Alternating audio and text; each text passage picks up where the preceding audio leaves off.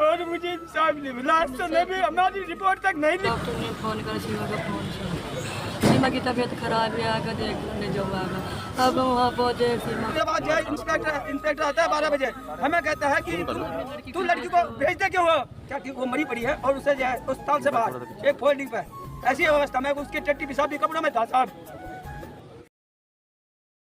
मैं कहा कोई बात नहीं मैडम, आप इतनी गंदगी में रहने वाले, आपसे इनकी सिलवार नहीं चेंज हुई। वो चुप हो गई, वो कुछ नहीं बोली।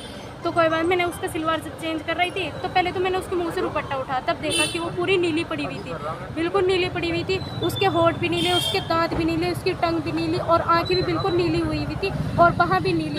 तो मैंने कहा मैडम इसको हुआ क्या? उन्होंने कुछ नहीं बोला, वो उधर से चली गई। वहाँ की जो नर्सिंग स्टाफ था, मैं जब उसका सिलवार चेंज कर रही थी, गंदी हो रही थी, तो मैं जब उसका सिलवार चेंज कर रही वो बहुत भारी हो रही थी। मैंने बोला कि मेरी कोई हेल्प कर दो, लड़की से बोला सिस्टर मेरी हेल्प कर दो। उन्होंने किसी ने कोई हेल्प नहीं करी। मैंने बोला फिर से बोला कि मेरी हेल्प कर दो कि मैं उससे सीधी नहीं हो रही, उन्होंने कोई हेल्प नहीं करी। मैंने उसका सिलवार चेंज किया। सिलवार चेंज करने के बाद मैंने फिर से पूछा मैडम इसको हुआ क्या? कुछ नहीं। मैडम वहाँ से गायब हो गई। स्टाफ से पूछा कि सिस्टर इसको क्या हुआ? स्टाफ भी वहाँ से गायब होगा, शायद उनको बोल रखा था कि इनके पास मत लगे, इसलिए वो वहाँ से गायब होगा। मैंने कहा कि फिर बाहर जो भैया थे, मैंने उनसे बोला कि भैया मेरी हेल्प कर दो। तो जो ऑटो करवा के लाई थी, मैं ऑटो करवा के लाई, तो ऑटो में मैंने अपनी बहन को जब लेट हुआ तो वहाँ पे जो ऑटो वाले भैया थे उन्होंने मेरी हेल्प करी और जो दुकानदार थे वहाँ पे उन्होंने मेरी हेल्प करी। उन्होंने उठवा के मेरी बहन को ऑटो में डलवाया। जब उन्होंने ऑटो में डलवाया तो तब मैं अपनी बहन को लेके आ गई। मैं अपनी बहन को लेके हॉस्पिटल पहुँची तो वहाँ पे भी पता लगा कि ये तो मर चुकी है और मुझे वहाँ पे पता था कि वो मर चुकी है। जब मैंने वहाँ पे हॉस्पिटल में चेक किया था ना, उसमें सिफा जच्चा बच्चा हॉस्पिटल में जब चेक किया तो वहाँ पे देखा था कि उसकी पल्स भी नहीं आ रही थी, ऑक्सीजन भी नहीं आ रही थी और बीपी भी नहीं आ रहा था, क्योंकि वो उससे ना काफ़ी समय पहले शायद मर चुकी थी। तो आप डीएम साहब से मिले आज, क्या आश्वासन मिला? इन्होंने बोला कि कोई बात नहीं, हम कार्रवाई करेंगे। तो आप क्या चाहते हैं? मैं अपनी बहन के लिए इंसाफ चाहती हूँ और उन्हें फांसी की सज़ा होनी चाहिए जिन्होंने ये काम किया है और हॉस्पिटल पर बुलडोजर चलाया जाए। डॉक्टर ने फ़ोन करा, सीमा का फ़ोन से सीमा की तबीयत खराब है, आकर देखने जो आगा। अब वहाँ पहुँचे सीमा खत्म मेरे जल्दी उठाओ, पिछला न मदद ना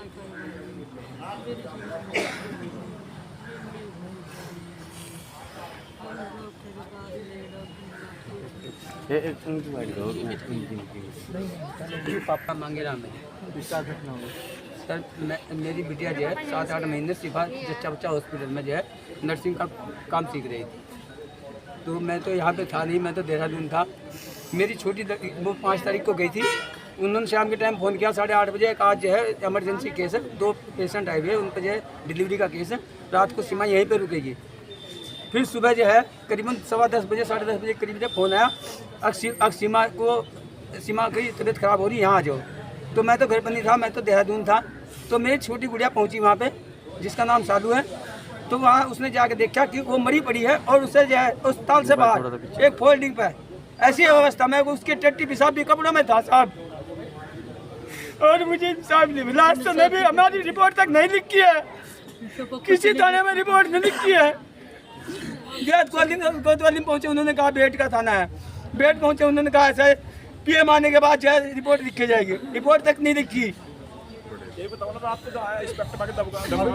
को परसों हमारे पास जो है इंस्पेक्टर आता है 12 बजे, हमें कहता है कि तू लड़की को भेज दे। क्यों हो? अब एक बात तो जो पढ़ी लिखी लड़की है, अगर मान लिया उसको घर में बिठाया जाए तो उसको पढ़ाने का क्या फायदा? किस महकमे में लड़की नहीं है तो मुझे ये बताइए आप। कोई महकमा है ऐसा जिसमें लड़की नहीं है? कोई पुलिस प्रशासन है जो नहीं है लड़की, या कोई मेडिकल लाइन है उसमें लड़की नहीं है?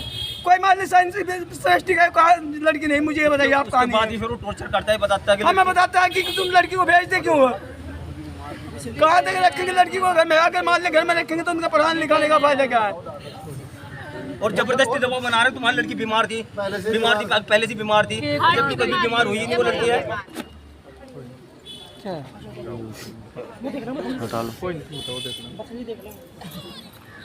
पानी पिलवाओ, इन्हें पानी पिलवाओ, इन्हें पानी पिलवाओ, लिटाओ, इन्हें पानी पिलवाओ।